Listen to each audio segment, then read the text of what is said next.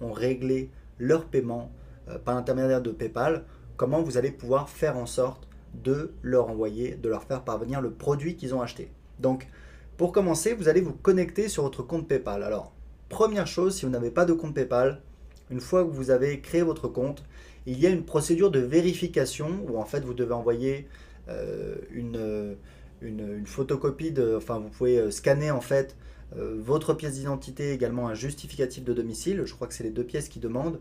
Ça en fait, c'est parce que voilà, comme il s'agit d'argent en ligne, peut y avoir des problèmes par rapport au blanchiment, la mafia, etc. C'est pas des bêtises, hein, c'est vraiment des craintes qui peuvent arriver. Donc il y a cette procédure de vérification qui fait que si vous ne le faites pas, votre compte va être bloqué. C'est-à-dire que dès que vous avez reçu, je crois, c'est 2 500 € sur votre compte est bloqué, vous ne pouvez plus recevoir d'argent. Donc c'est très important. Une fois que vous avez créé votre compte PayPal, vous allez faire cette procédure de vérification. Vous l'envoyez, vous scannez les documents, vous les envoyez par email. En quelques jours, c'est réglé. C'est important parce que sinon, ça peut vous bloquer. Donc ça, c'est la première chose à faire. Ensuite, comment vous allez faire pour générer ce fameux bouton de paiement PayPal? Eh bien, vous voyez dans le menu, vous allez aller dans Solutions e-commerce. Et c'est là en fait où vous avez le bouton acheter. Alors, une petite précision pour ceux qui veulent faire des abonnements et paiements récurrents, ça se passe ici, ça c'est très pratique.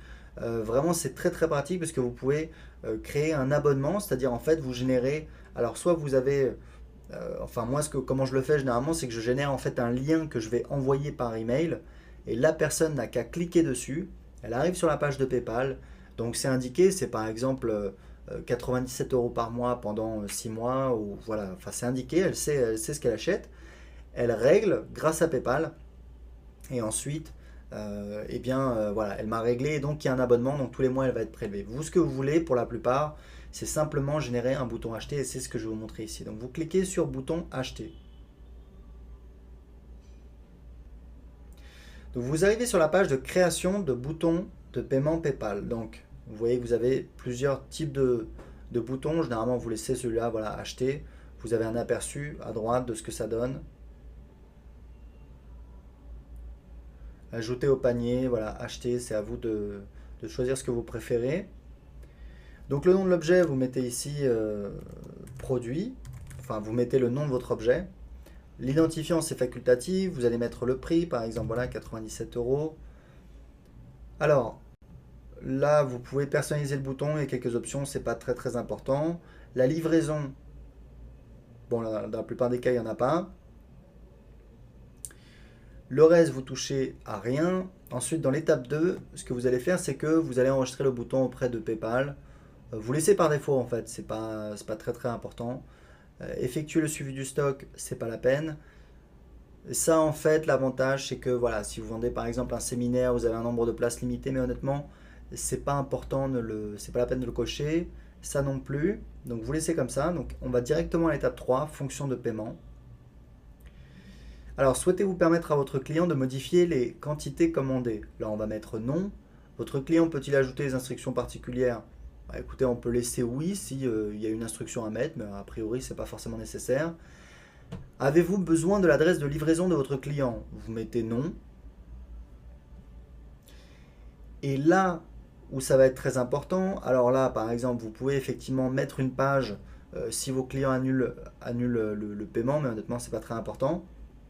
Par contre, ce qui va être important, ça va être ça. Diriger vos clients vers cette URL lorsqu'ils terminent leur paiement. Et là, vous allez mettre, par exemple, voilà,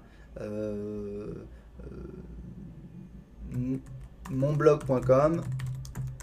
Et là, vous allez créer une page qui est cachée, c'est-à-dire qu'en fait, elle n'apparaît pas dans votre menu. Et monblog.com / par exemple, vous allez mettre, moi généralement, je mets quelque chose comme bravo, quelque chose comme ça. En fait, vous allez créer une page. Et sur cette page bravo, vous avez plusieurs options.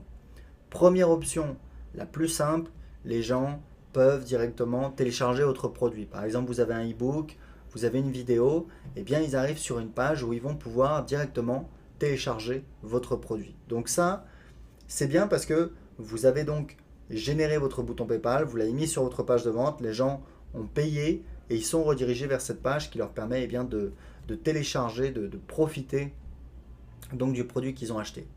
Le problème, c'est que ce que vous voulez faire, c'est constituer une liste client. Ça, c'est très important. Enfin, de toute façon, vous aurez les informations, vous allez recevoir un message de PayPal qui va vous dire que telle personne qui a telle adresse a acheté le produit, mais ce que vous voulez, enfin, vous pouvez le faire comme ça, c'est la manière la plus simple. Une manière, on va dire, qui est à la fois simple et qui est un petit peu plus avancée, c'est que ce que vous faites, c'est que ici sur votre page Bravo, en fait, vous allez mettre juste un formulaire à Weber. Si vous êtes inscrit à une de mes formations, il y a de grandes chances que ça soit passé comme ça pour vous. En fait, les gens arrivent sur une page et il y a un formulaire à Weber qui dit c'est presque fini. Remplissez ce formulaire pour rentrer vos coordonnées et recevoir votre produit. Donc l'avantage, c'est que la personne valide et en fait, elle est ajoutée sur une liste sur votre autorépondeur. Et ça vous permet de constituer une liste de clients et c'est très important puisque eh bien, ça vous permet de contacter vos clients, de leur vendre d'autres choses, de rester en contact avec eux, de leur envoyer une enquête de satisfaction, un sondage, etc. etc. Donc c'est très important de constituer des listes de clients. Et ce que vous pouvez faire, c'est que, eh bien, une fois que la personne s'est inscrite, ce que vous faites, c'est que vous allez pouvoir lui envoyer le produit. Donc, par exemple, dans le premier message de bienvenue, le message qui est envoyé automatiquement, vous allez mettre, voilà, bravo, félicitations, merci d'avoir commandé mon produit, rejoint ma formation, et vous mettez le lien pour pouvoir accéder au produit. Et là, l'avantage, c'est que, eh bien, si vous avez une formation en vidéo qui est sur, je ne sais pas moi, peut-être plusieurs jours, plusieurs semaines, eh bien, il y a une manière simple de le faire sans s'embêter avec des comptes sur un site privé, c'est que vous envoyez tout simplement eh bien, des liens. Voilà, jour 1, voilà la vidéo du jour 1. Et la vidéo du jour 1, elle est sur une page cachée sur votre blog. Par exemple, monblog.com / donc vous voyez là, / superformation / jour 1, etc. etc. Donc elle n'est pas protégée, mais en pratique, voilà, il y a peu de personnes qui vont y accéder s'ils n'ont pas l'autorisation. Et vous, le plus important, c'est que ça vous permet eh bien, de livrer vos clients, c'est-à-dire les personnes qui ont acheté le produit. Donc vous voyez un petit peu l'idée, ça c'est le process pour la livraison. Là on en était donc à comment créer le bouton PayPal, donc on va terminer la procédure. Là vous laissez ça par défaut, donc vous mettez créer le bouton.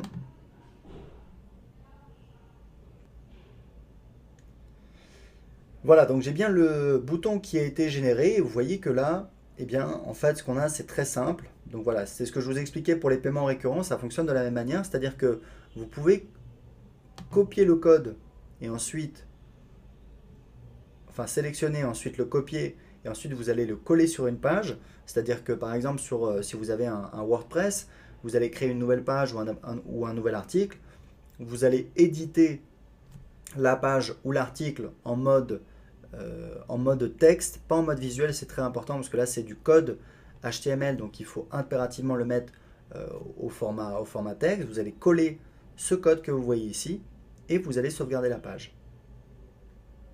Donc vous allez pouvoir mettre ça sur votre page de paiement.